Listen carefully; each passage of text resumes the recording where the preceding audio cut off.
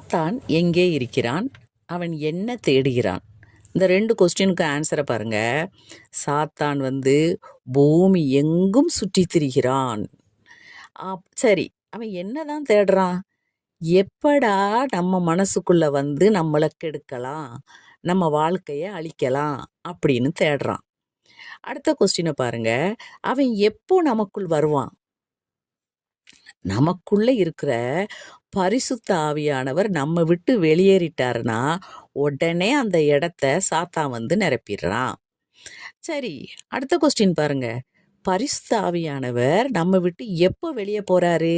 பாருங்க, சாத்தானின் சோதனைகளாகிய பாவங்களை நாம் செய்யும் போது பரிசுத்த ஆவியானவர் நம்மை விட்டு வெளியே போய்விடுகிறார். சரி, இப்படிலாம் நடக்காம இருக்கணும்னா நம்ம என்ன செய்யணும்? எப்பவுமே நம்ம பரிசுத்த ஆவியானவர் நமக்குள்ள இருக்கணும், சாத்தான் நமக்குள்ள வரக்கூடாது.